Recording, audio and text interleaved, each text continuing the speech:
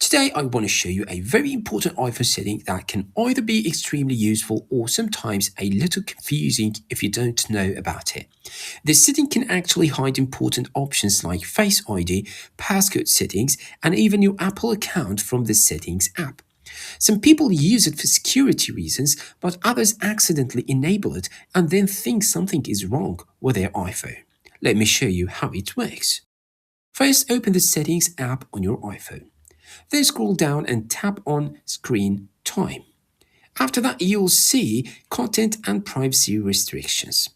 If this feature is turned off, everything down there is not available. They are grayed out. But once you turn it on, everything is back available. Now scroll down until you find a section called Allow Changes To. Inside this section, you'll see several options, but the two important ones I want to show you today are passcode and Face ID and accounts. Let's start with Face ID and passcode. If you tap on this option, you'll see two choices, allow or don't allow. If you choose allow, then everything works normally.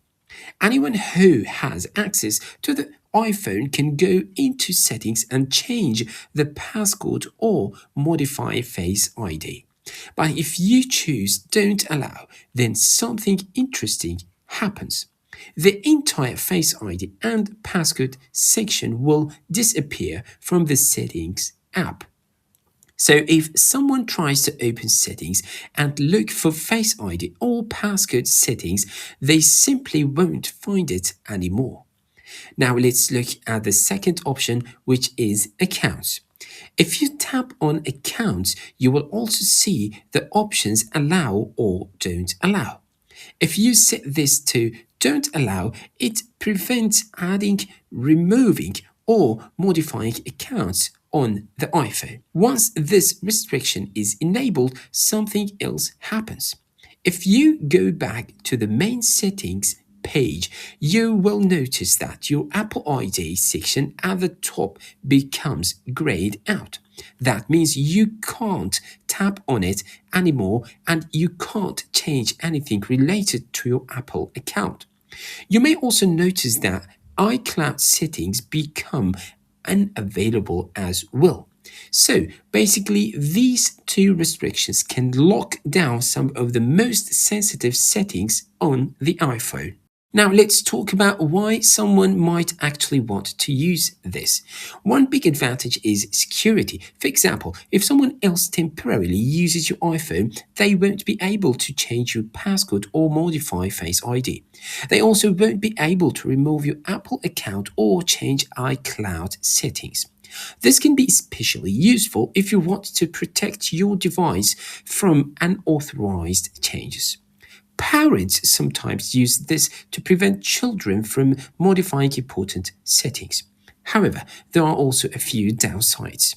If you forget that you enabled this restriction, you might open settings later and think something is wrong with your iPhone because the Face ID and passcode options suddenly disappeared.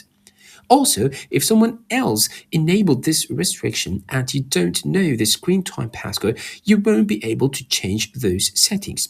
So, how do you bring everything back? To restore these options, simply go back to Settings, then Screen Time, then Content and Privacy Restrictions.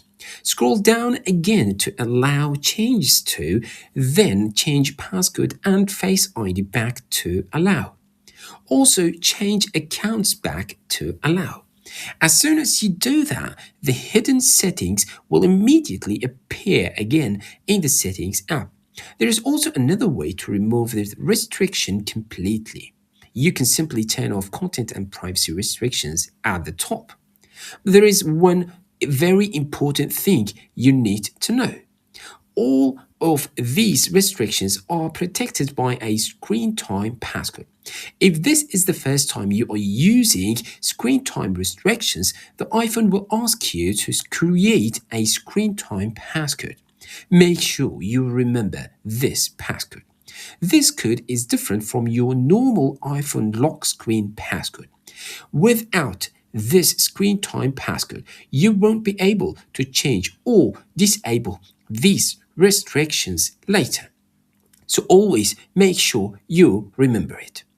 And now you know how this hidden restriction works and why sometimes important settings like Face ID or Apple ID might suddenly disappear from the Settings app.